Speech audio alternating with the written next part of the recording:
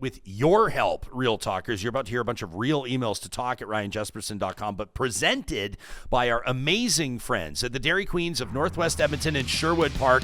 A chance for you to bring the heat. That's right. These are hot takes from Real Talkers just like you. It's a tradition we call the Flamethrower, presented by the DQs of Northwest Edmonton and Sherwood Park. This one here from the SCO, who didn't like what he heard from Charles Adler, our guest, the first episode of every single week.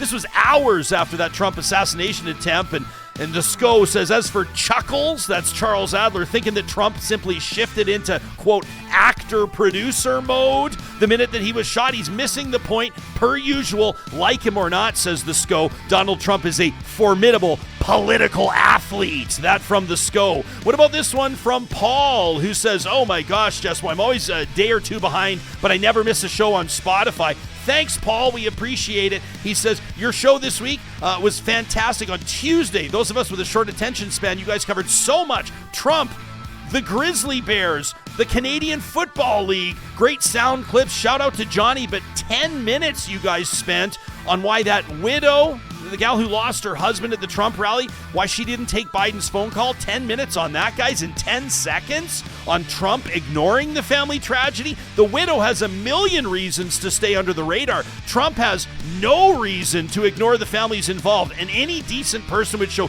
genuine empathy in this situation, but he's ignoring them because he's a supreme narcissistic SOB, says Paul. He doesn't do empathy or compassion because he can't. That from Paul, who also lets us know he's kicking in some money on the super chat for the beer fridge. Woo! Thanks, Paul. We appreciate it. How about this one from Kyle, who says, Jess, well, I'm so angry with the aftermath of the near assassination of Donald Trump and the disgusting comments from liberals and centrists, both sides turning up rhetoric over the last 10 years about how their opponents will ruin the country, destroy our lives. But there's only one side committing political violence and actively cheering on the death of their political rival. This is Kyle's email, not mine. He says, I mean, I get it. The Democrats are going to lose and President Trump will be president again, but it's inhumane to actively wish death upon him. It would be like conservatives calling for Trudeau's hanging on live TV to win an election. But, you know, like everybody else, the sun will come up tomorrow. There will be another election and you'll have your chance to govern as long as you're not a dipper or a communist.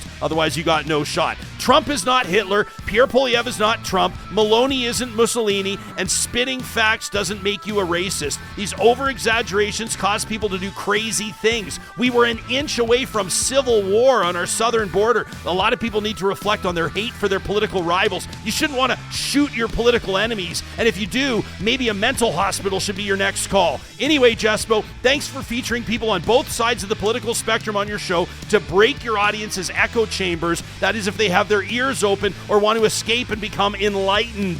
He says, as for me, I'll continue to look at homes in Italy as North America appears to be fucked. I hear Lake Como is beautiful. That from Kyle. And this one from Merrick, the red-headed prick, who says, you read an email the other day suggesting from somebody that if your first thought was too bad he missed the Trump shooter, it's somehow a moral decay of that individual. Merrick says, give me a fucking break. The minute that everybody heard grab him by the pussy, or when he mused about fornicating with his daughter on live television, anybody who voted for this degenerate, the moral decay was already alive and well. And in case your listeners have their heads firmly up their ass, Trump's lawyers literally said that the president should have the power to execute political rivals and be immune from prosecution. Unfortunately for Sleepy Joe, he's not going to make murder legal after the next election. I remember lock her up. I remember good people on both sides. I remember when he quoted Hitler referring to immigrants as vermin. I think J.D. Vance had a point when he compared Trump and Hitler back in 2016. He must have been a crazy lefty back then. Oh, well, signs off Merrick, the red-headed prick. These were all emails to talk at ryanjesperson.com, and the Flamethrower is presented by the DQs in Palisades, Namao, Newcastle, Westmount, and Baseline Road. Thanks for making time for us this week, Real Talkers. Quick heads up, next week, we're taking Monday and Tuesday off. I'll tell you why on Wednesday when I'm back. And we've got a great lineup of shows coming at you, including agricultural and food security innovation. That's our next Real Talk Roundtable a week from today. We'll talk soon.